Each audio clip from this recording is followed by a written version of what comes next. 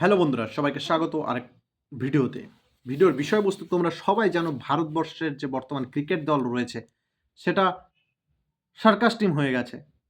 বলছি কারণ এই যে যেভাবে নিউজিল্যান্ডের বিরুদ্ধে হোয়াইট ওয়াশ হলো টেস্ট ম্যাচে, তারপরে যেভাবে অস্ট্রেলিয়ার সামনে নাস্তানাবুদ হয়ে গেল, এই ধরনের খেলা, এই ধরনের ম্যাচ দেখার পরে না ভারতবর্ষের আর খেলা দেখার ইচ্ছাটা নেই। এত সুন্দর একটা সুবর্ণ সুযোগ ছিল যে ভারতবর্ষ চ্যাম্পিয়ন ট্রফি ফাইনাল খেলবে। আমরা ফ্যানেদের যে একটা মনের ভেতরে আশা অনুভূতি ছিল, সেই সমস্ত কিছু কিন্তু শেষ করে দিল ভারতবর্ষের কয়েকজন প্লেয়ার। খুব নামি দামি প্লেয়ার। বিরাট কোহলি, রোহিত শর্মা, রাহুল এরা। পিছনের প্লেয়ার, নতুন জুনিয়র প্লেয়ার, তারা ম্যাচটাকে বার করে নিয়ে আসার চেষ্টা করে। তারা ম্যাচটাকে সামনে নিয়ে আসার চেষ্টা করে যে জিতবো, মনের ভেতরে একটা আশার আলো দেখাতে চেষ্টা করে। সেখানে এসে জল ঢেলে দেয়। কে? বিরাট কোহলি, রোহিত শর্মারা। হ্যাঁ, বিরাট কোহলি, রোহিত শর্মারাই।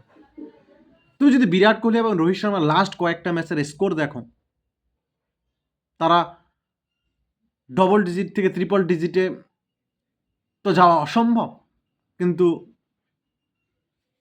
ডবল ডিজিটটা যে করেছে, একটু মান সম্মানভাবে যে ডবল ডিজিটটা করবে, সেটাও করতে পারেনি। ট্রিপল ডিজিট তো তাও 100-র উপরে। ডবল ডিজিট তো 50-60 করে বা 40-45 করে রোহিত শর্মা রান করবে, বিরাট কোহলি প্রত্যেকটা ম্যাচে অ্যাভারেজ তো 30 করে রান করবে, সেটাও করেনি। তারা করেছে 10, 5, 2, 3 আউট। বর্ডার গাভাস্কার ট্রফি, এত বড় একটা ট্রফি, এত বড় একটা ম্যাচের মধ্যে গিয়ে ভারতবর্ষের এই ভরাডুবি। ভারতবর্ষের মানে পুরো ফ্যানেদের, যে ক্রিকেটের ফ্যান রয়েছে, তাদেরকে একদম বাস, মানে এরকম বাস খেয়ে দেয়। আর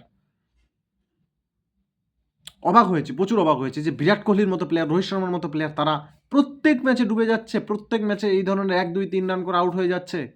সেখানে নীতিশ কুমার রেড্ডির মতো প্লেয়ার খেলছে। বুমরা একাই 50 ওভার বল করে 7টা 6টা উইকেট তুলে নিচ্ছে।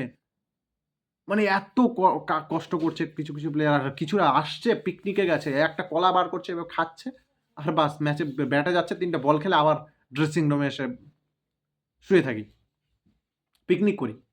মানে বর্তমান ভারতবর্ষের ক্রিকেট টিমের এই যে এই ধরনের একটা পরিস্থিতি হয়ে গেছে বন্ধুরা, যেটা খুবই নেগেটিভ একটা পরিস্থিতি।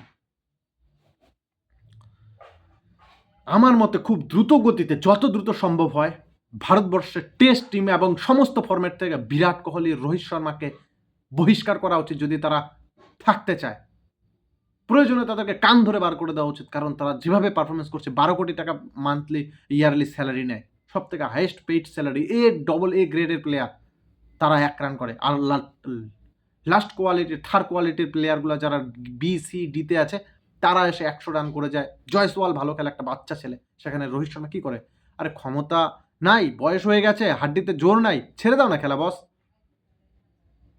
কেন তোমরা সময় অন্য একটা প্লেয়ারের সুযোগটাকে নষ্ট করছো? চেতেশ্বর পূজারা, যে কিনা ভারতবর্ষের ওয়াল। তো এই হলো ব্যাপার। তোমরাও জানাও তোমাদের মন্তব্য।